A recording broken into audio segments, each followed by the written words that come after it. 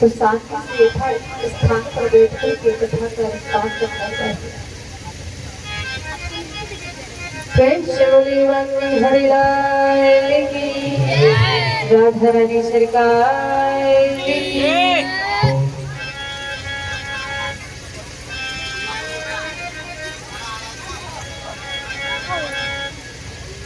हरे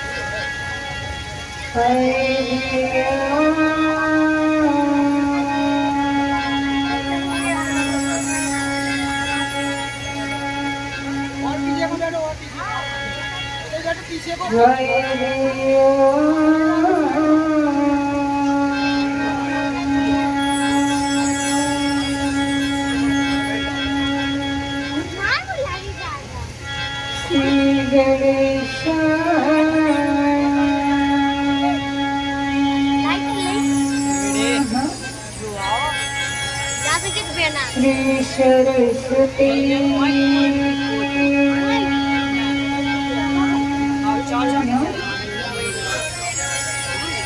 श्री गुरु चरण कमलेभ्यो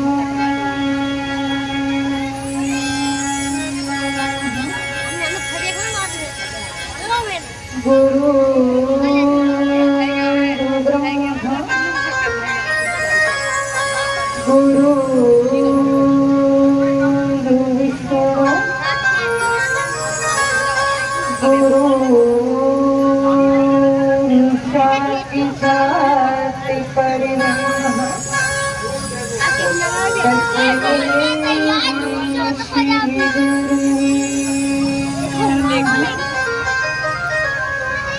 तस्मै श्री गुरुवे नमः।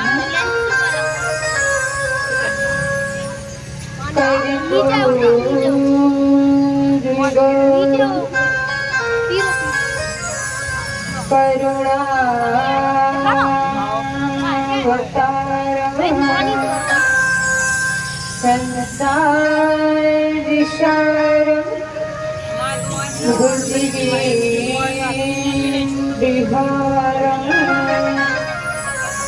सदा वसन्त्यं हृदयारविन्दे भवं भवानी सहितं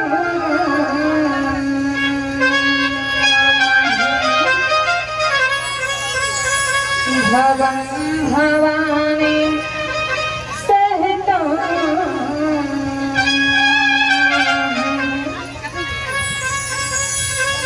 अपने अपने घर निकले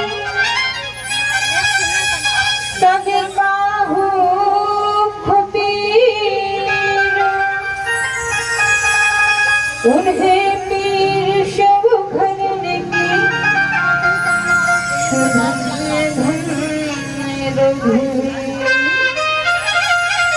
उन्हें पीर सब घर निकले धन्य धन्य रघुवीर। जनक लली के पति पवन में बारंबार मना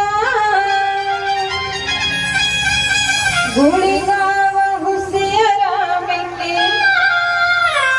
सुहन मत हूँ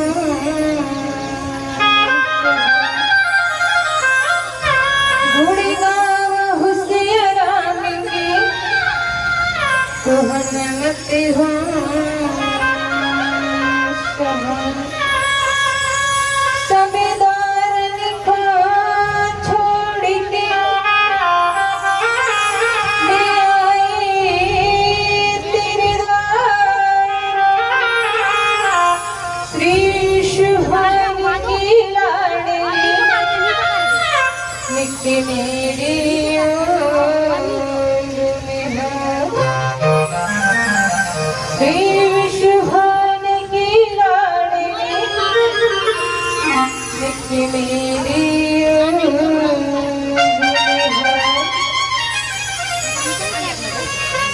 जिनकी सेवा भाव से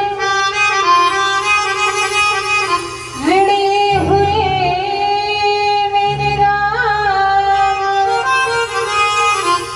ऐसे ही हनुमान को मेरा बारंबार, ऐसे ही हनुमान को मेरा बारंबार।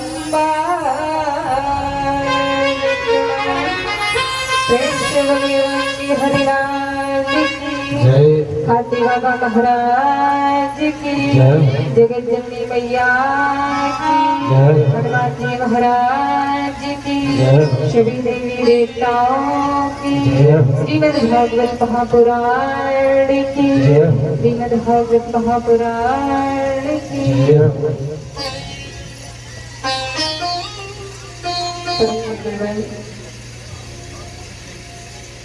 विवाह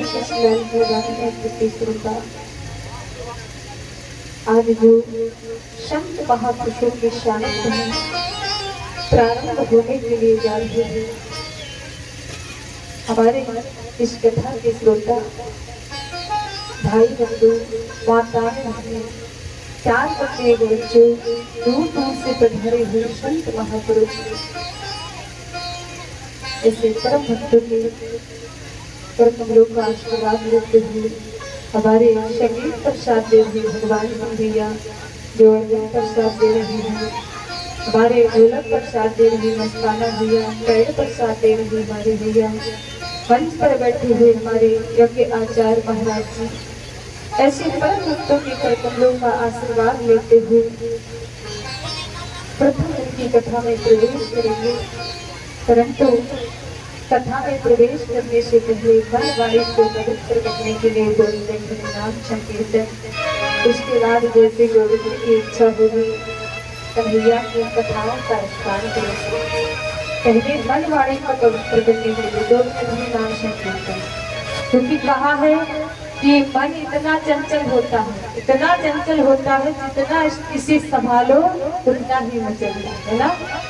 मन चंचल होता है। हमें ऐसा लग रहा है कि यहाँ बहुत माताएं बैठी हैं और भाई भी बैठे हैं, परंतु शरीर तो यहाँ दिखाई दे रहा है, मन किसी ने देखा कि कहाँ। माताएं तो सोच रही होंगी कि दीदी कब कथा विश्राम करेंगे, घर जाना, घर जाकर के काम करना है, और भाई भी सोच रहे होंगे कि दिन भर से भूखा हूँ, आज तो दीदी ने जान ले ली है ना। परंतु सत्य कह रही हूँ, मैं बहुत दूर दूर तक कथा करने के लिए जाती हूँ, परंतु धन्य है यहाँ बागपुरा के भक्त, आप लोगों ने हार नहीं मानी। यही तो होते हैं परमात्मा के भक्त। वो कन्हैया भी देखते हैं कि हमारे भक्त कहाँ तक चलते हैं। धन्य हो आप लोग कि आपने इतनी धूप में, इतनी गर्मी थी और सुबह से कुछ खाया नहीं, और कलश यात्रा बहुत दूर तक भी गई, लेकिन धन्य है आप लोग कि आपने हार नहीं मानी और पैदल कलश यात्रा में इतनी धूप में चली। धन्य है बागपुरा की। सत्य कह रही हूँ, आप लोगों की इस भक्ति को देख करके मेरा मन प्रसन्न हो गया। एक बार हमारे बागपुरा के भक्तों के लिए जोरदार ताली सुनाई, और क्षेत्र से आए थे उन भक्तों के लिए भी जोरदार ताली सुनाई। आइए मनवाड़ी को पवित्र करने के लिए दो नाम संकीर्तन, परंतु ध्यान देना,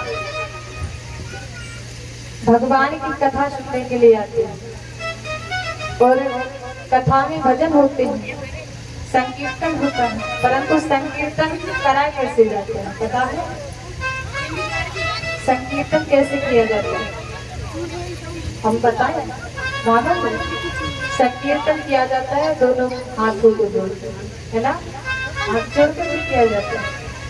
संकीर्तन भगवान की कथा में होते हैं। संकीर्तन जब होता है जब ताली सेवा करते हैं, करते हैं नहीं, क्योंकि बाबा ने लिखा है राम कथा सुंदर कर तारी संसद विहंग उड़ा।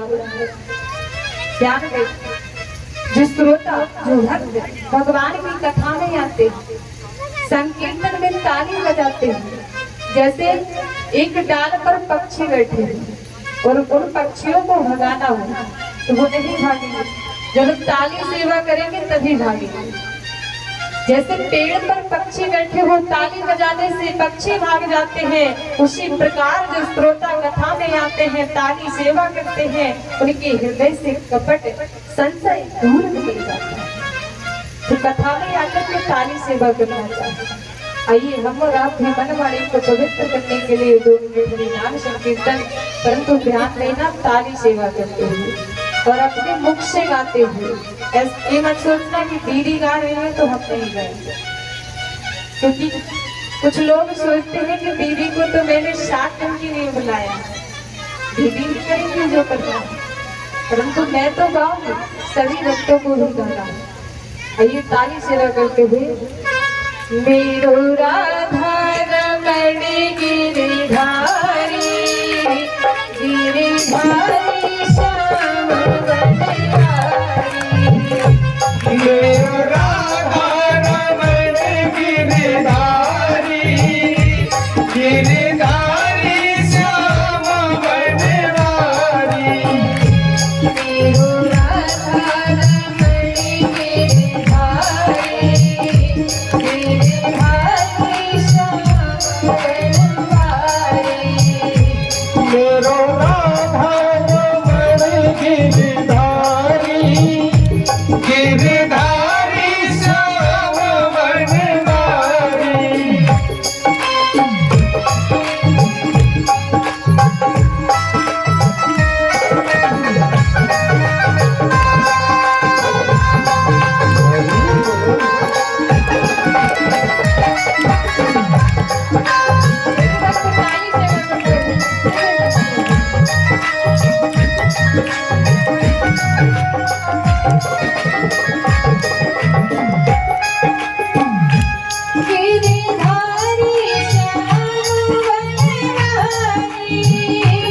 गिरिधारी श्याम बलिहारी।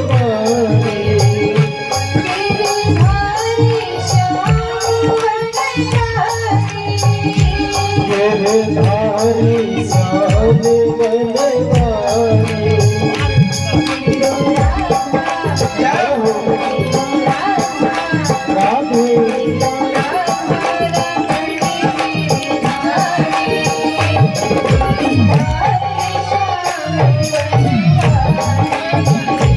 मेरो राधा रमण गिरिधारी, गिरिधारी श्याम बलिहारी।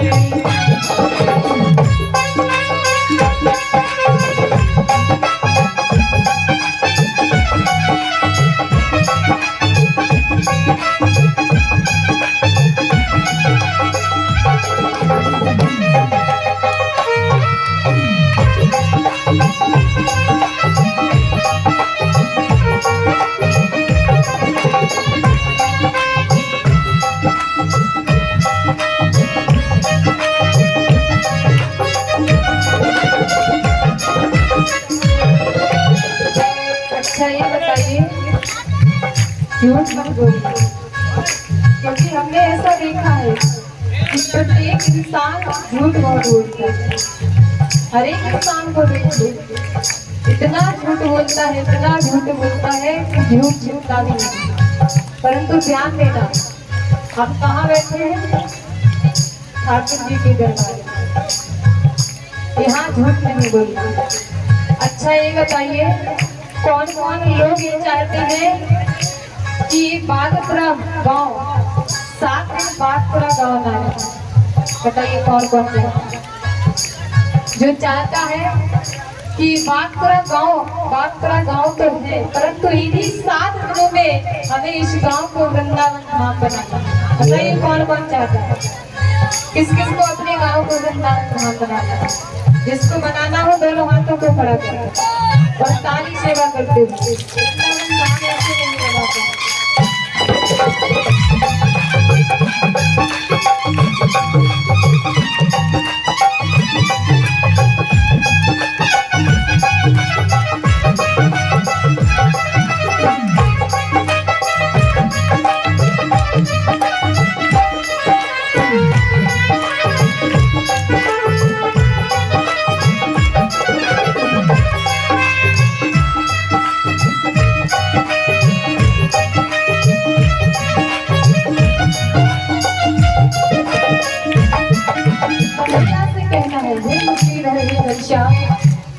बात पुरानी कथा प्रारंभ हो गई है। अब सभी भक्त मिलकर के कन्हैया को बुलाएंगे कि हे गरीधर, हे घनश्याम, जल्दी से इस बागपुरा गांव में आ जाओ और हम भक्तों को दर्शन दे दो। हरि आ जाओ, हरि आ जाओ, हरि आ जाओ, हरि आ जाओ, हरि आ जाओ, हरि आ भैया भैया भैया भैया आप प्रसाद आप वहाँ बांटिएगा। आप निवेदक हैं कि आप थोड़ा रुक जाएं। भैया मेरी आप हरि आ जाओ, हरि आ जाओ, हरि आ जाओ, हरि आ जाओ, मेरी नैया पार लगा जाओ, मेरी नैया पार लगा जाओ, मेरी नैया पार लगा जाओ। मेरी नैया पार लगा जाओ। मेरो राधा, जय हो मेरो राधा, हरि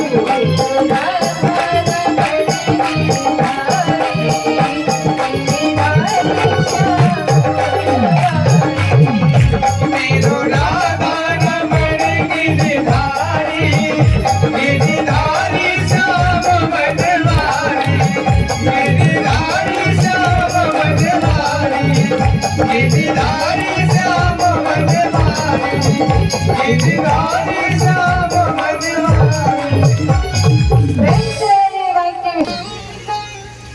ध्यान रखना, आज तो तकलीफ नहीं है, वादिया की सब थके हुए हैं। परंतु करने से किसी को कंजूसी नहीं करता है, न जयकारा लगाने में तो ना ही ताली सेवा करने में। जो कंजूसी करेंगे कल से उन भक्तों से पैसा लिया जाएगा। यहाँ पर कि खाती बाबा के मंदिर में पैसा चढ़ाओ, जो ताली सेवा नहीं करेंगे मुझे नहीं लेना। ये मत सोचना कि दीदी तो पैसा लेने के लिए आई। ध्यान देना, धन्य है हमारा कि आपको कथा सुनने का अवसर मिल रहा है और मुझे कथा सुनाने का अवसर मिल रहा है। धन्य है आप लोग कि आज बागपुरा गांव में कथा प्रारंभ होने के लिए जा रही है। परंतु ध्यान देना, कथा प्रत्येक इंसान को सुनने के लिए नहीं मिलती है। हम चाहें कि हमें कथा सुनना नहीं सुन सकते। हर एक इंसान को कथा सुनने के लिए नहीं मिलता। अगर जिसको हमारे कन्हैया मुरलीधर बुलाना नहीं चाहते, जिसको कन्हैया बुलाना नहीं चाहते, वो कितना भी प्रयास कर ले कि मुझे कथा सुनने के लिए जाना है, मैं भी कथा में सहयोग करूंगा, वो आ नहीं सकता। वो कितना भी सोच ले, क्योंकि वो तो सोच रहा है परंतु उसको हमारे वाणी हरि सरकार नहीं बुला रहे हैं, तो वो आ नहीं पाता। जिस पर परमात्मा की कृपा होती है उन्हीं को कथा सुनने के लिए मिलती है। और धन्य है हम और आप कि आज खाती बाबा महाराज के प्रांगण में, माता रानी के प्रांगण में, हनुमान जी महाराज की गोदी में बैठ कर और नवरात्रि में कथा सुनने के लिए मिलती है। धन्य है आप। ध्यान देखिए, क्योंकि प्रत्येक गांव में कथा नहीं होती है, बड़े भाग होते हैं उन गांव के जिन गांव में श्रीमद् भागवत की कथा होती है।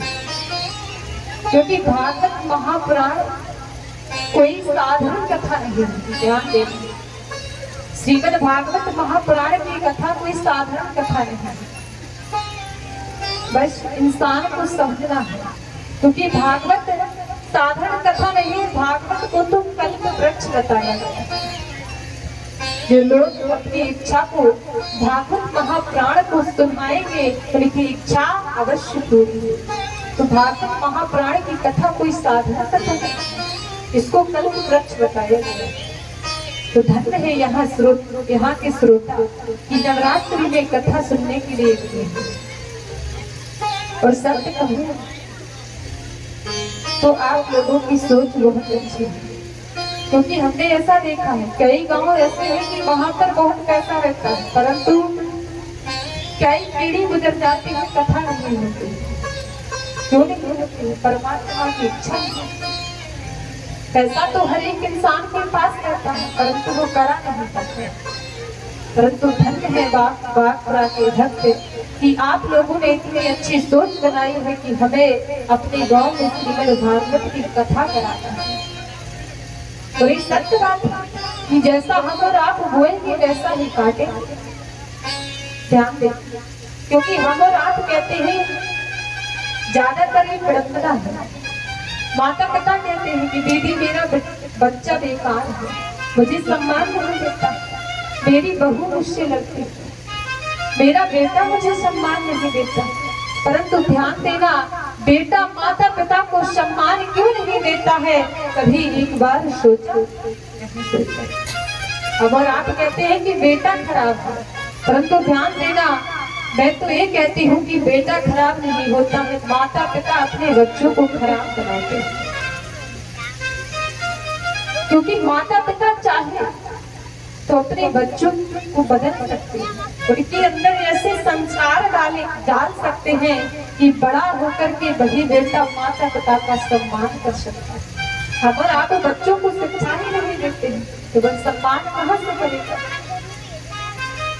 ध्यान दें, इसीलिए हर एक इंसान को अच्छे कर्म करना चाहिए और हर एक इंसान को सोचना चाहिए कि हमें अपने बेटे को सिखाना है कि बेटा तू ही बड़ों का सम्मान कर, तू ही दूसरों का सम्मान कर। अपने बच्चों को सिखाना है। जब हम और आप अपने बच्चों से कहेंगे कि बेटा तू दूसरे का सम्मान कर, अपने से बड़ों के पैर स्पर्श कर, जब हम और आप अपने बच्चों को सिखाएंगे तो भला बच्चा आपकी तरह स्पर्श नहीं करेगा? जरूर करेगा, क्योंकि उसको शिक्षा दे रहे हैं तो वह बच्चा अपने माता पिता के भी चरण स्पर्श करेगा। ध्यान दें, इंसान के पास पैसा बहुत रहता है, परंतु इस संसार में आता है, संसार से चला जाता है, कुछ नहीं कर पाता है। हमारे परीक्षित महाराज जो कथा में मुख्य यजमान बने हुए, धन्य है इनके माता पिता, धन्य है इनके माता पिता जिन्होंने इन्हें जन्म दिया। ध्यान देना, बहुत सारे लोग ऐसे होते हैं कि इंसान का शरीर मिलता है, इस पृथ्वी पर आते हैं, परंतु इस पृथ्वी को छोड़कर के चले जाते हैं, परंतु कथा में यजमान बनने का अवसर नहीं मिलता। ध्यान दें, जन्म मिलता है, चले जाते हैं, फिर भी कथा में परीक्षित नहीं बन पाते। धन्य है हमारे परीक्षित महाराज कि आज इनको इस कथा में परीक्षित बनने का सौभाग्य मिला है। धन्य है इनके माता पिता जिन्होंने इन्हें जन्म दिया। और ध्यान देना, कुछ लोग ये सोच रहे हैं कि कथा तो कुशवाहा समाज की हो रही है, मुझे कथा सुनने के लिए नहीं जाना। ध्यान दें, क्योंकि कुछ लोग सोच रहे हैं पर्चों में भी ऐसा लिखा है कुशवाहा समाज, परंतु ध्यान दें, लिखा भले ही है परंतु एक कथा किसी की व्यक्तिगत नहीं है। ध्यान दें, जो लोग ऐसा सोच रहे हैं कि ये कथा तो कुशवाहा समाज की हो रही है, मुझे सुनने के लिए नहीं जाता या मैं उसमें सहयोग नहीं करूंगा, तो ध्यान देना, वो अपनी जिंदगी को नरक बना रहा है। क्योंकि ये कथा किसी की व्यक्तिगत ना होती है, ना कोई करा सकता है, ये कथा सबकी होती है।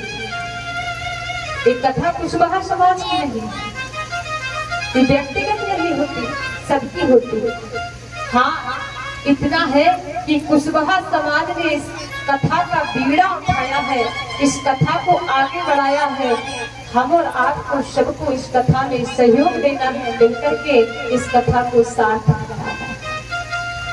कुशवाहा समाज ने बीड़ा उठाया है कथा का, कि कथा करवाना, परंतु ध्यान देना, उन्होंने बीड़ा उठाया है कि हमें कथा करवाना है, परंतु किस लिए कथा करवाना है? कि उनके घर में धन आ जाए, है ना? उन्होंने क्यों बीड़ा उठाया है कि हमारे परिवार में, हमारी समाज में धन आ जाए, हमारी समाज में ही कन्हैया आ जाए, इसलिए बीड़ा उठाया है। एक कथा सभी के लिए हो रही है। इस कथा को हम और आप सब सुन सकते हैं और सभी को सुनना चाहिए। ये कथा व्यक्तिगत नहीं हो रही है, ध्यान देना। कुछ लोग ऐसे होते हैं कि ये सोचते हैं कि कथा समाज की हो रही है, व्यक्तिगत हो रही है, मुझे कथा सुनने के लिए नहीं जाना। मेरी कभी उनसे बनती ही नहीं, मैं कथा सुनने के लिए क्यों जाऊं? जो लोग ऐसा सोचते हैं कि मुझे कथा सुनने के लिए नहीं जाना है, ये तो व्यक्तिगत कथा हो रही है, समाज की कथा हो रही है। ध्यान देना, वो उनसे वैर नहीं मानता है, वो कन्हैया से वैर मानता है। हमारा मंदिर घर भी उसे माफ नहीं करता है। जब हम और आपकी मृत्यु का समय निकट आता है, तभी हमारे कन्हैया एक एक बात का जवाब देते हैं। और ध्यान देना, हम और आप जब पृथ्वी पर आते हैं, बड़े हो जाते हैं, पत्नी के प्रेम में भूल जाते हैं, बच्चों के प्रेम में भूल जाते हैं, परंतु किसी ने ये सोचा कि हम और आप इस पृथ्वी पर आए हैं, परंतु कन्हैया को क्या क्या वचन देकर के आए हैं, बताइए? किसी ने सोचा? ध्यान दे। जो लोग ये सोचते हैं कि हम तो यहाँ आए और चले जाएंगे, मेरा कौन क्या बिगाड़ रहा है, परंतु ध्यान देना, भागवत महापुराण में ऐसा लिखा है, जो लोग इस पृथ्वी पर आते हैं, कभी अपनी जुबान से परमात्मा का नाम नहीं लेते हैं, इन कर कमलों से दान नहीं करते हैं, जब उनकी मृत्यु का समय निकट आता है, कन्हैया के पास जाते हैं, तो कन्हैया एक एक बात का जवाब लेते हैं कि मैंने तुझे पृथ्वी पर भेजा था, तुमने क्या किया? और ध्यान देना, जब हम और आपके पास जवाब नहीं रहता है, तब यमदूत डंडों से पीटते हैं, लोहे की सरिया गर्म करते हैं और फिर पीटते हैं।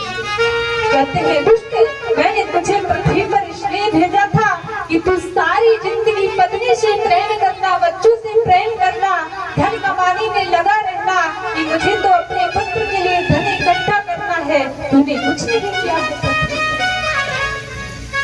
जब परमात्मा को हम और आप जवाब नहीं देते हैं, तो पिटाई लगती है, और यमदूत लोहे के सरिये गर्म करते हैं और फिर चिबाते हैं, तो हम और आप चिल्लाते हैं, परंतु हमें आपको एहसास नहीं है। हम और आप तो यही सोचते हैं कि हमें दुनिया के राजा हैं, हमारे आप सामने कौन लगे, है ना? परंतु ध्यान देना, अपनी जिंदगी को सुधारना है, अपने जीवन को सुधारना है। हम ये नहीं कह रहे हैं कि अपनी पत्नी को छोड़ दो, कि अपने बच्चों को छोड़ दो, कि घर परिवार को छोड़ दो, अच्छी बात है। हम और आप ग्रस्त हैं, तो हमें और आपको सब कुछ देखना है, परंतु ध्यान देना, अगर हम और आपको अपना जीवन सुधारना है, भव सागर से बेड़ा पार करना है, तो पत्नी से प्रेम करने से भव सागर से बेड़ा पार नहीं होगा, बच्चों से प्रेम करने से इस भव सागर से बेड़ा पार नहीं होगा। धन जीवन भर कमाते हैं, बालों पर सफेदी आ जाती है, फिर भी अगर कोई दूसरा इंसान कहे कि भैया अब तो भगवान का भजन कर लो, फिर भी जुबान से आवाज निकलती है कि अभी नहीं करना है, अभी तो पुत्र के लिए और वो क्या तू लेके आया है, क्या तू लेके जाएगा, क्या तू लेके आया है, क्या तू लेके जाएगा।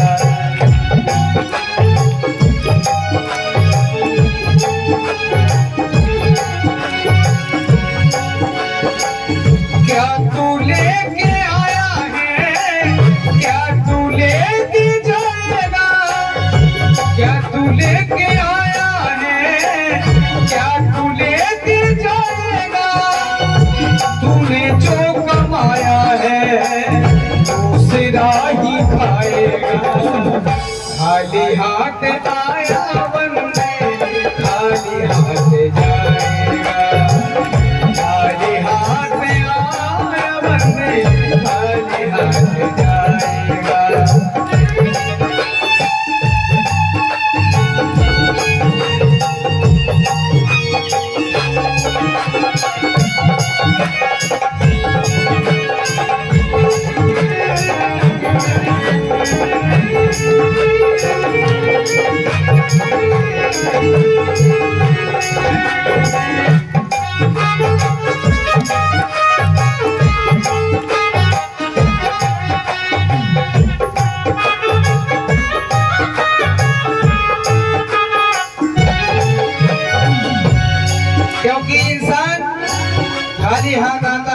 खाली हाथ जाता है, खुश साथ नहीं जाता है।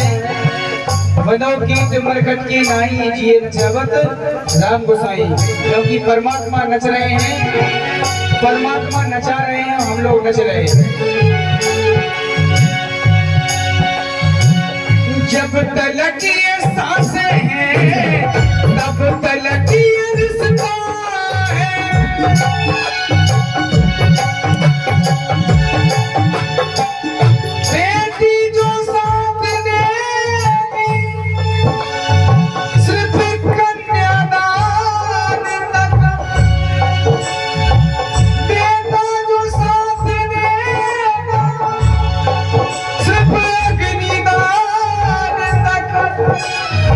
दोस्त यार साथ देंगे केवल शमशान तक, और पत्नी साथ देगी केवल मकान तक।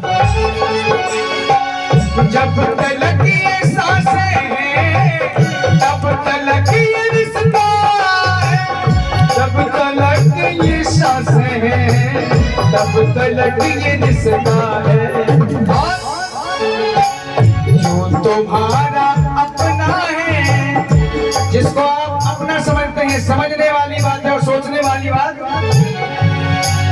वो जो तुम्हारा अपना है वो तुम्हें जलाएगा। जो तुम्हारा अपना है वो तुम्हें जलाएगा। खाली हाथ आया बंदे, खाली हाथ जाएगा। खाली हाथ आया बंदे, खाली हाथ जाएगा। खाली हाथ जाएगा, खाली हाथ जाएगा, खाली हाथ जाएगा। सत्य बात है कि हम और आप खाली हाथ आए हैं, खाली हाथ जाएंगे।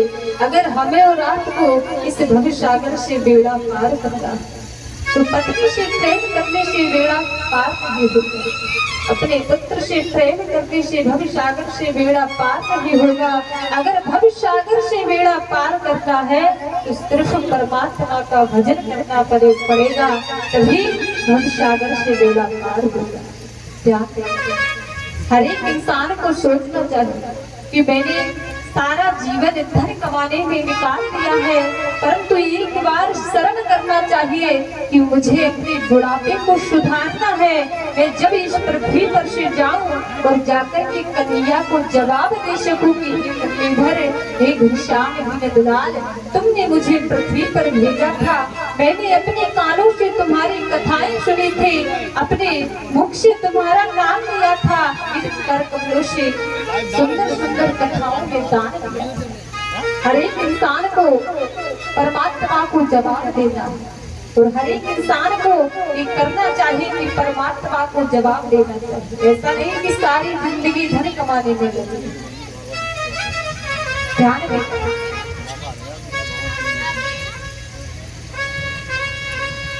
श्रीमद् भागवत की कथा जब प्रारंभ होती है तो प्रारंभ होते हैं सबसे पहले महात्मा की कथा का रसपान कराया जाता है।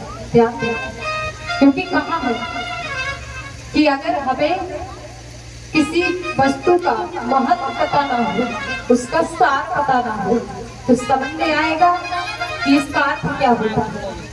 आएगा नहीं आएगा। जैसे मानो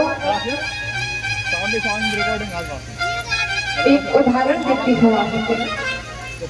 घर में आप बाजार से प्रेस लाइए खरीद करके, अब उस प्रेस के बारे में जानकारी ना हो कि इस प्रेस से कपड़े पर प्रेस की जाती है कि क्या किया जाता है, जानकारी ना हो तो हम कपड़ों पर प्रेस कर सकते हैं।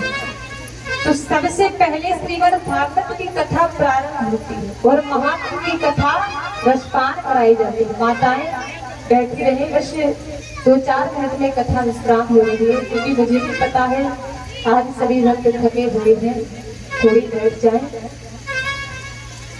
सबसे पहले महात्मा की कथा प्रारंभ होती है। ध्यान दें, भागवत महापुराण में प्रथम श्लोक में आता है, सच्चिदानंद रूपाय विश्व उत्पत्त्यादि हेतवे तापत्र विनाशाय श्री कृष्णाय।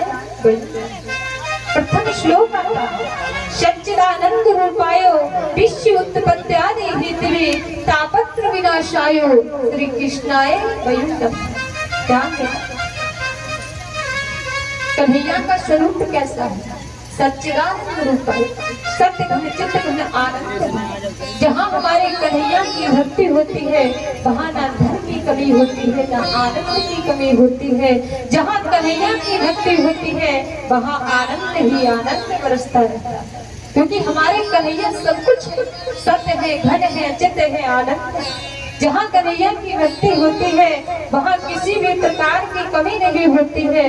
जहाँ कन्हैया की भक्ति होती है वहाँ हमारे कन्हैया का वास होता है, और जहाँ कन्हैया का वास हो वहाँ कभी कभी होती है।